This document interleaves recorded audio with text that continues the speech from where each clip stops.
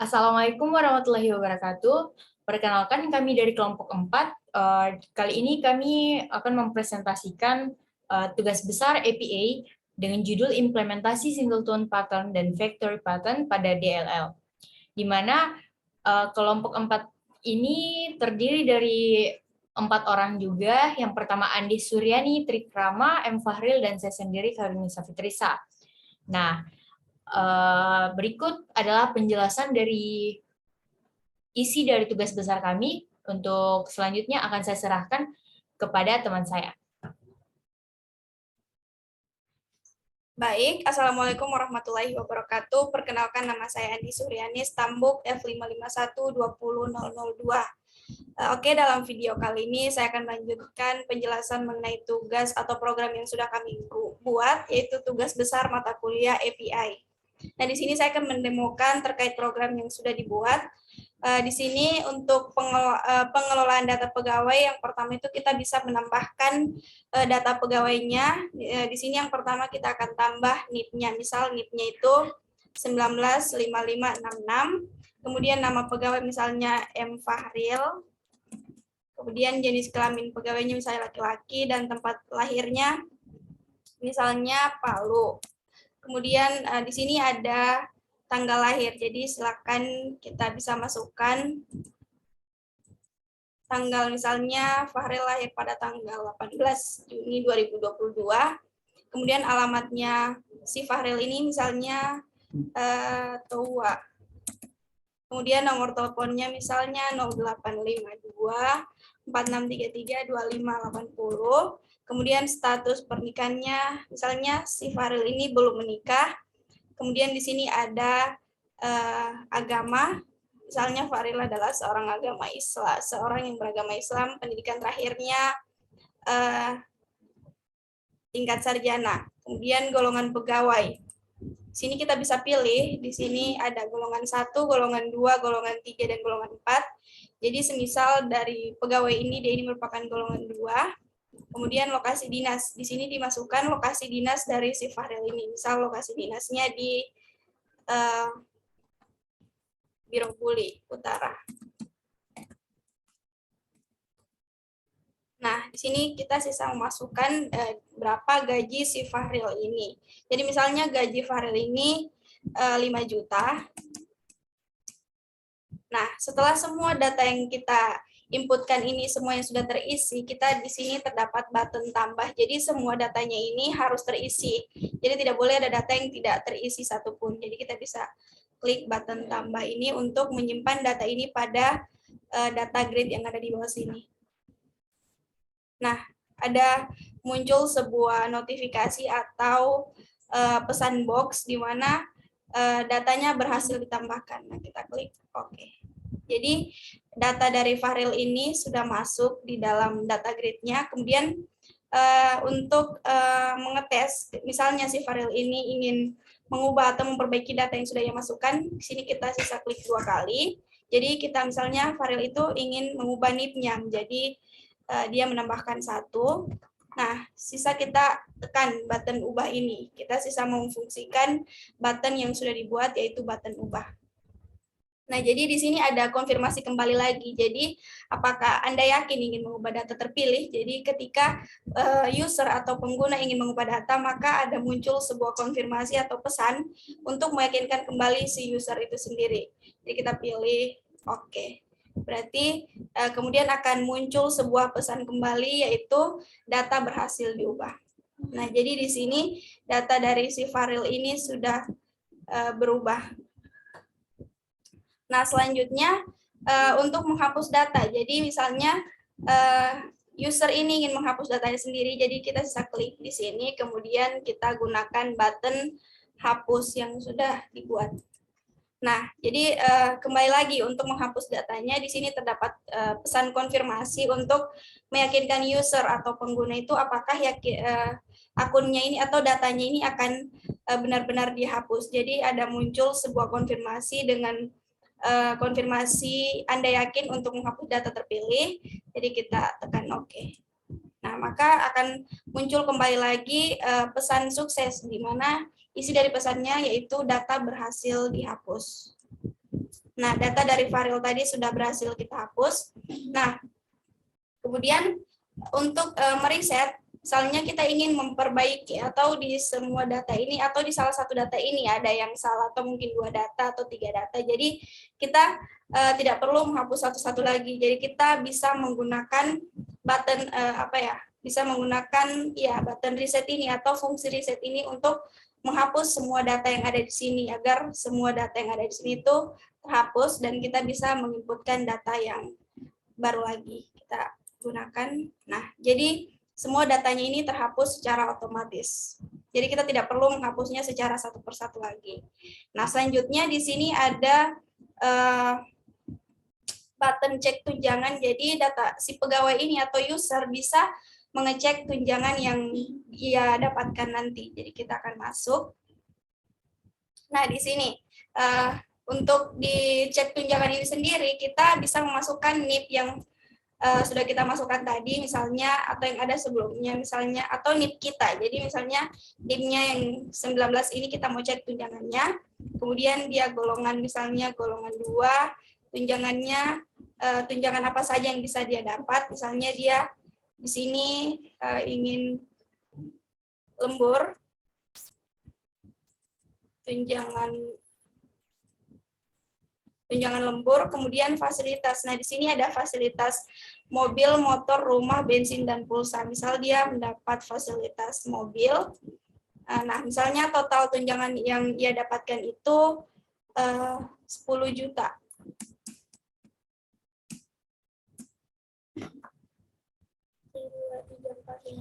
Oke. Jadi di sini ada button tambah. Jadi sama dengan yang sebelumnya, kita bisa menambahkan untuk mengetahui yang sudah kita input ini, data dari user atau pegawai ini berupa data tunjangan bisa ditambahkan menggunakan button tambah. Nah, berarti kemudian muncul sebuah pesan sukses di mana isi pesannya yaitu data berhasil ditambahkan. Nah, jadi dia akan datanya itu akan muncul pada data grid yang ada di sebelah sini. Nah, begitupun untuk mengubah atau menghapus dan mereset sama seperti yang saya jelaskan di sebelumnya, namun kita akan tes. Nah, di sini misal pada NIP 19845 ini kita akan mengubah golongannya menjadi golongan 2, sisa kita menggunakan button ubah saja. Nah, kemudian muncul pesan data berhasil diubah. Nah, golongannya sudah terubah.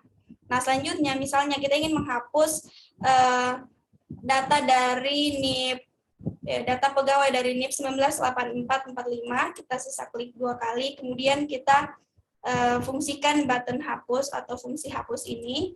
Nah, di sini muncul sebuah pesan data berhasil dihapus. Nah, datanya sudah terhapus, tersisa 3 data. Begitupun untuk button reset, sisa kita misalnya seperti yang saya jelaskan pada sebelumnya, untuk misalnya pada data ini atau salah satu data yang sudah diinput ini terdapat kesalahan atau mungkin kesemuanya terdapat kesalahan, kita sisa menggunakan button reset atau fungsi reset ini untuk menghapus data secara keseluruhan. Jadi user atau pengguna tidak perlu lagi menghapus satu persatu. Nah, kita sisa fungsikan. Nah, di sini sudah terhapus semuanya. Baik, di sini untuk kembali kita menggunakan tanda ini, tanda home untuk kembali ke halaman home-nya. Jadi kita tekan home. Nah, selanjutnya kita misalnya dari pegawai ini ingin mengecek absensinya atau ingin mengabsen. Jadi kita masuk ke button cek absensi ini.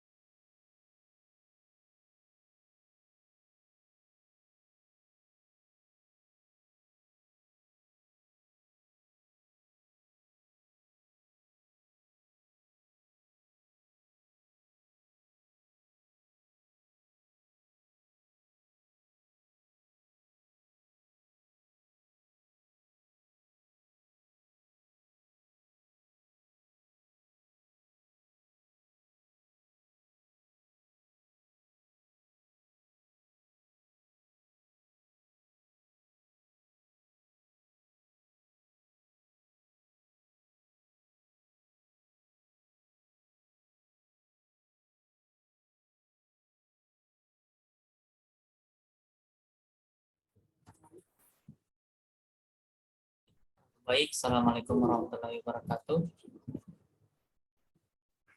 Perkenalkan, saya Muhammad Faril.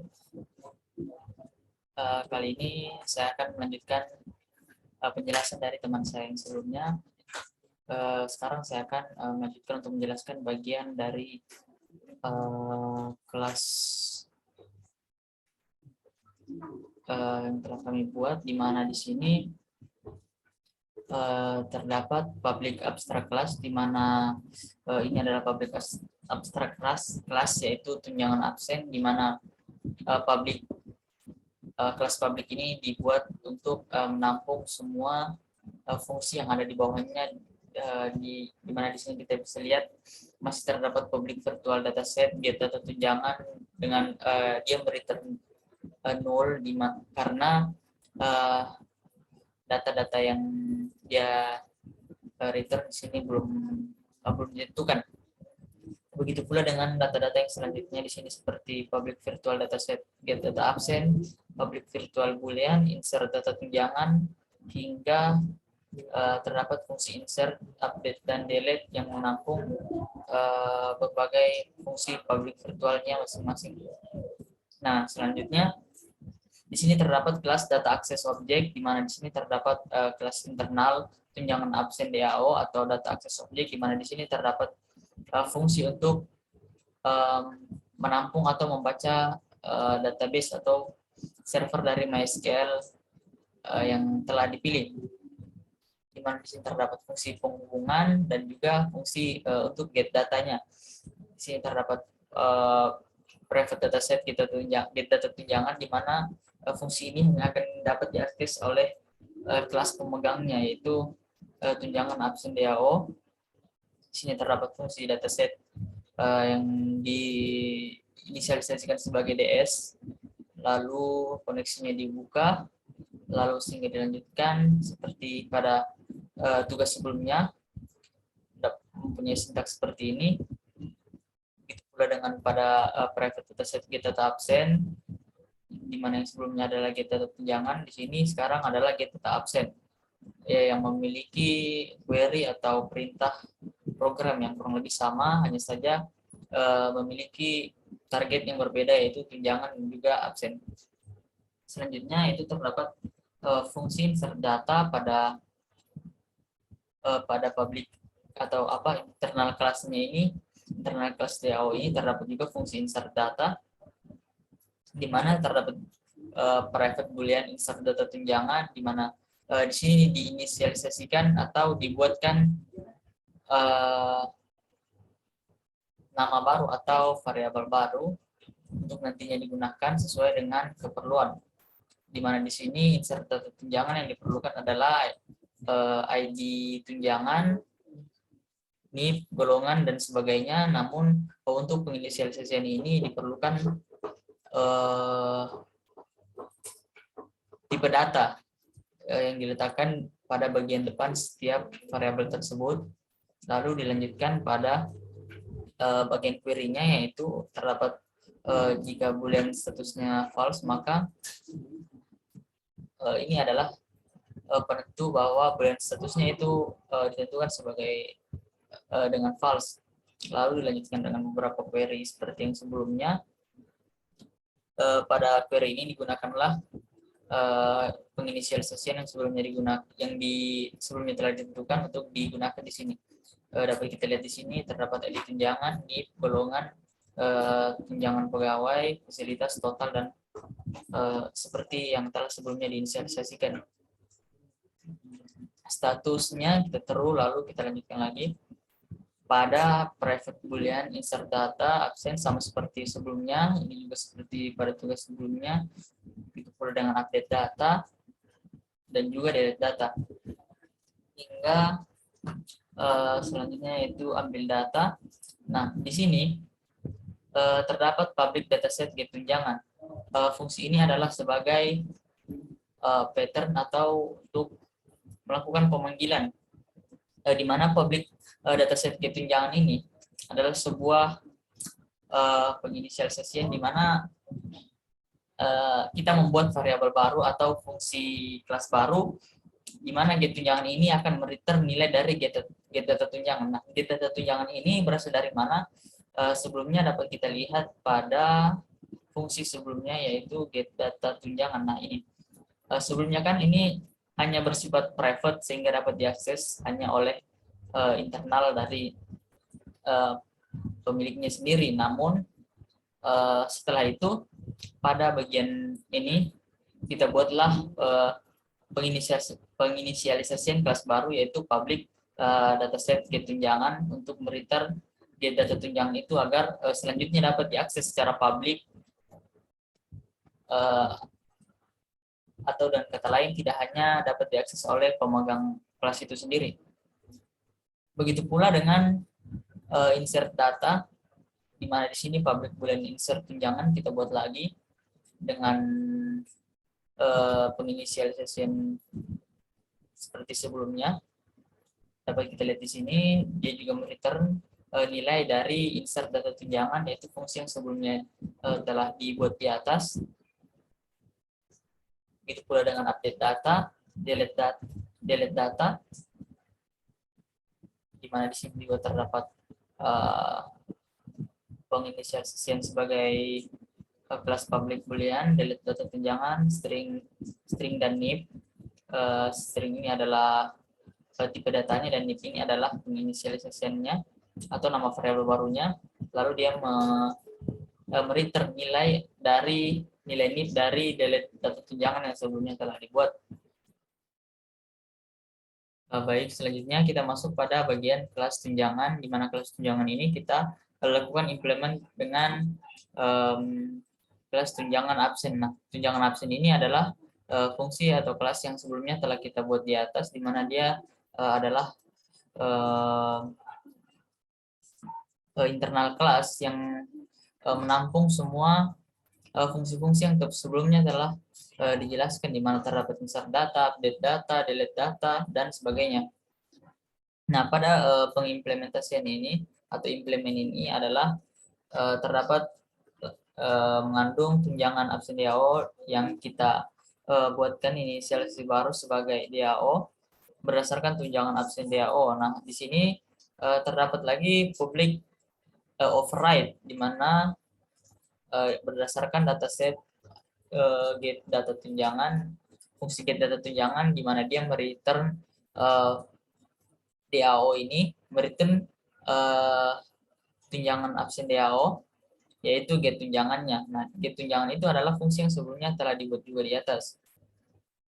Lalu dilanjutkan lagi dengan public override boolean insert data tunjangan, di mana di sini juga terdapat sama seperti sebelumnya, yaitu pengimplementasian atau penginisialisasian variabel baru, di mana terdapat tipe datanya itu integer, ID tunjangan, nip, dan juga sebagainya, di mana dan di sini dapat kita lihat dia mereturn fungsi insert tunjangan yang berasal dari DAO. DAO itu adalah sama seperti sebelumnya, yaitu tunjangan absen DAO.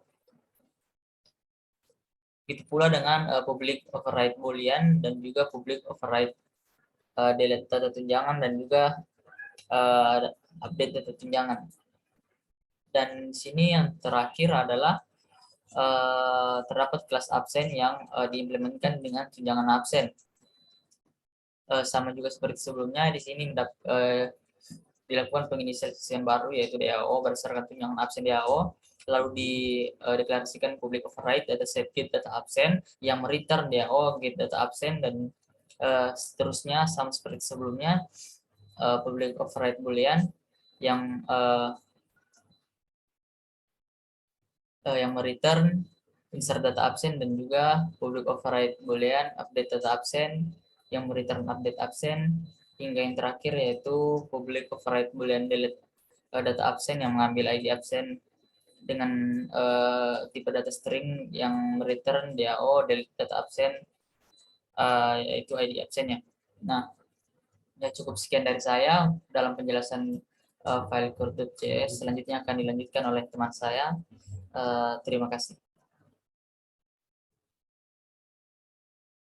Baiklah, terima kasih atas kesempatan yang diberikan kepada saya. Saya akan melanjutkan pembahasan pada kelas factory singleton, di mana kelas ini merupakan kelas dari factory pattern. Dia menggunakan sistem atau metode dengan singleton. Dia menggunakan singleton, konsep dari singleton di dalamnya.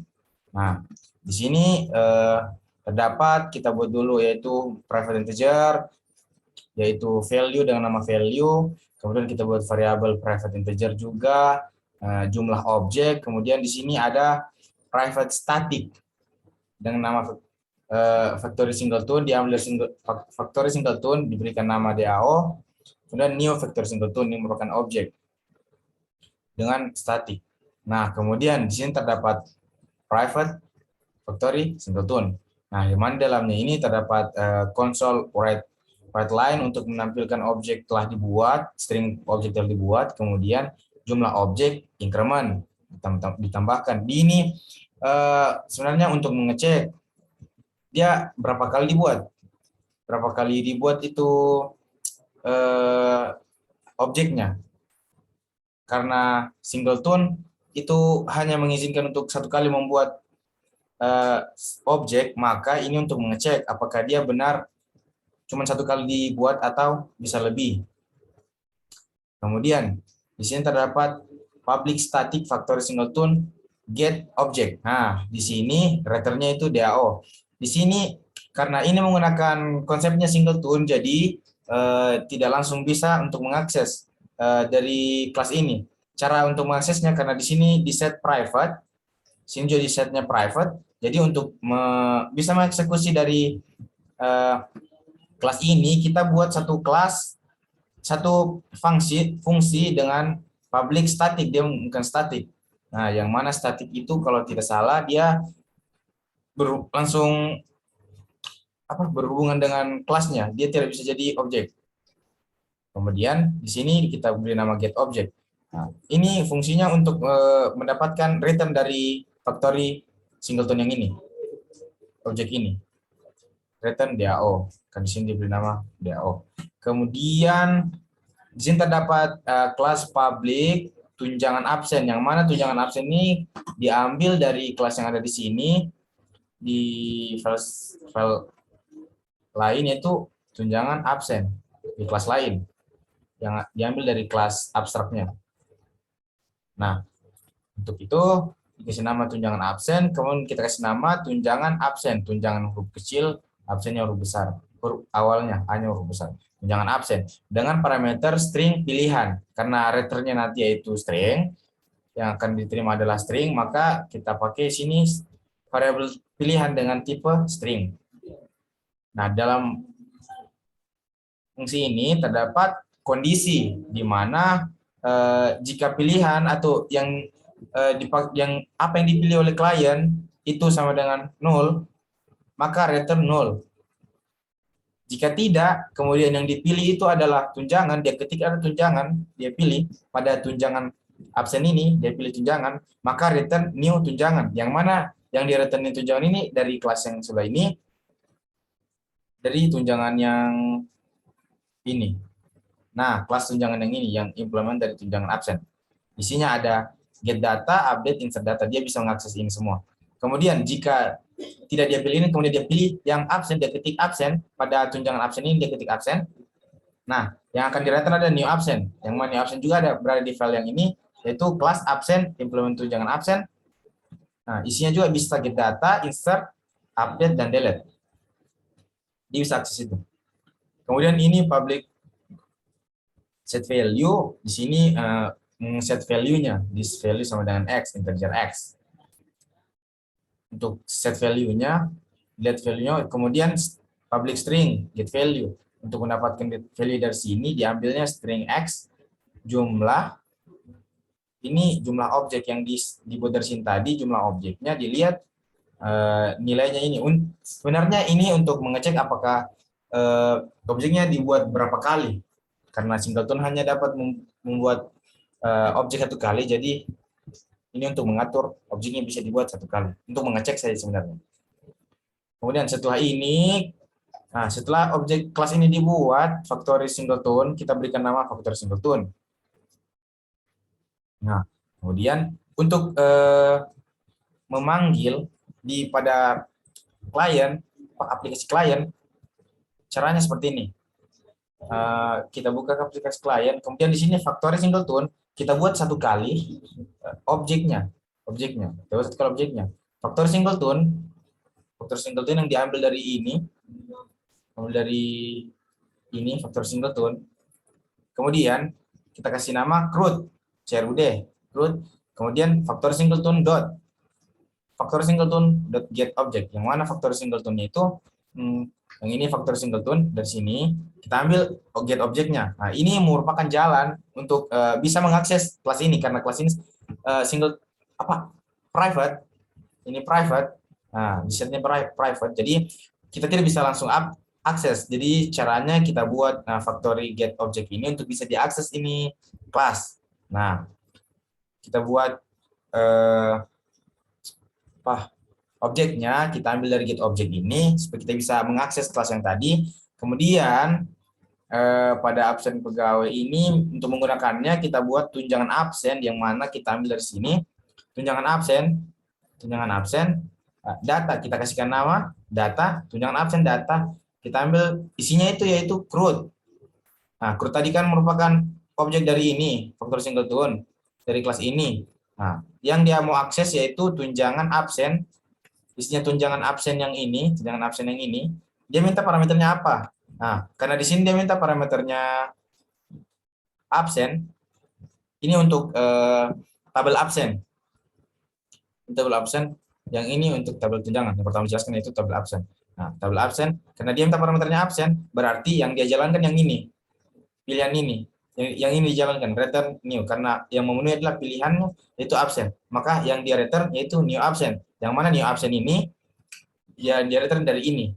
Nah, jadi tergantung kliennya dia mau akses metode yang mana. Dia mau get data, insert data, update data, atau delete data. Nah, di sini karena ini fungsinya ini data grid, berarti ini untuk menampilkan data pada gridnya. Jadi yang dia ambil di sini merupakan dia isi dulu di data grid ini merupakan nama data gridnya. Kemudian data konteksnya isinya kita ambil dari data ini titik data titik get data absen, yang mana diambil dari ini get data absen.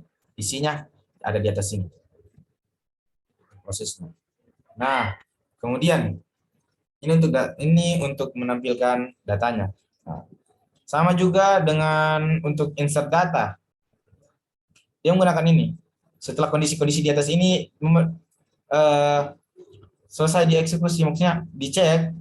Nah, jika ini tidak kosong, maka lanjut ke ini. Jika semua inputannya telah terisi, maka lanjut pada fungsi ini, objek ini. Di mana yang digunakan itu tunjangan, data diberikan nama data, kemudian CRUD-nya tadi diambil tunjangan absen, isinya apa? Absen juga. Tunjangan absen, yang dia minta itu absen. Nah, setelah dia minta absen, nah, apa yang dia mau akses dalam kelas absen ini, kelas yang ada pada absen ini, yang dia mau akses yaitu insert data, metode insert data. Jadi insert data ini yang dia menggunakan, jadi menggunakan data dari sini tadi titik insert data. Nah, yang mana parameternya itu isinya diambil dari kelas pemegang data. Kemudian begitu pula pada button ubah. Nah, button ubah dia menggunakan CRUD tadi untuk mengakses kelas yang ada pada library untuk mengakses kelas absen. Nah, dia jika ingin menggunakan update-nya dia pakai data titik update data absen. Oke, begitu pula pada delete. Dia ambil dulu absennya, kemudian dia panggil metodenya itu delete absen. Nah, ini merupakan dari halaman absen pegawai yang merupakan dia menggunakan tabel absen. Kemudian untuk tunjangan, tadi di sini juga ada dijelaskan tunjangan. Nah, di sini juga ada dijelaskan tunjangan. Jika pilihannya tunjangan, maka return new tunjangan. Nah, dia buatkan objek untuk dia panggil kelas yang ada di sini, ya tunjangan yang ini. Nah, tunjangan yang ini. Yang mana tadi tunjangan ini sudah dijelaskan oleh rekan saya sebelumnya. Nah, untuk memanggilnya sama seperti tadi di absen, kita buat dulu objeknya, satu objeknya, kemudian kita panggil metode get objeknya untuk ini karena ini merupakan jalan untuk mengakses kelas tersebut. Nah, kalau yang ini merupakan objek untuk memanggil kelas pembagian datanya. Lanjut untuk menggunakan get data tunjangan, kita buat dulu tunjangan absen seperti tadi. Seperti tadi kita kasih nama data, kemudian kita untuk mengakses tunjangan ini, kita mau pilih apa, kita create dulu, kita masuk di sininya, kita buka ininya singleton, create-nya ini karena ini diberikan nama create, jadi create titik, kita akses ininya, tunjangannya ini, kita akses, nah kita tulis di sini tunjangan absen, apa yang kita pilih, parameternya pilihan, kita pilih tunjangan, ketika tunjangan dipilih, maka akan dieksekusi yaitu new tunjangan, kelas tunjangan tadi. Nah, yang mana dalam kelas tunjangan itu terdapat get data tunjangan. Nah, ini fungsinya untuk, ini merupakan salah satu metode yang ada dalam kelas tunjangan tadi untuk mengakses datanya. Nah, get data. Ini untuk mengisikan data pada data grid-nya. Selanjutnya, sama juga dengan absen tadi untuk tambah, insert data, kita panggil dulu tunjangan, yang kita pilih tunjangan, jadi dia masuk ke dalam kelas tunjangan, diarahkan kelas tunjangan, pilih metodenya apa, misalnya insert data tunjangan. Setelah ini, kemudian masukkan parameternya ini diambil dari kelas data tunjangan, kelas pemegang data. Oke, sama juga dengan ubah untuk update, sama, cuma dia menggunakan metode di sini update data tunjangan. Untuk hapus juga dia menggunakan metode delete data tunjangan. Dia panggil di sini tunjangan. Oke, mungkin itu saja. Tidak ada lagi. Nah, sisanya untuk proses-proses dalam halaman saja. Mungkin itu saja yang dapat saya sampaikan pada materi ini, yang mana ini merupakan kelas factory yang menggunakan konsep singleton. Dia buatnya konsep singleton, jadi dia tidak bisa membuat banyak objek, dia hanya menggunakan satu objek saja di kelas klien itu. Oke, sekian dari kami, sekian dari presentasi kami mengenai tugas besar API, yaitu membuat factory pattern dan singleton pattern pada DLL yang telah kita buat pada program sebelumnya. Lebih dan kurangnya kami mohon maaf. Kami akhiri, wabillahi taufiq wal hidayah. Wassalamualaikum warahmatullahi wabarakatuh.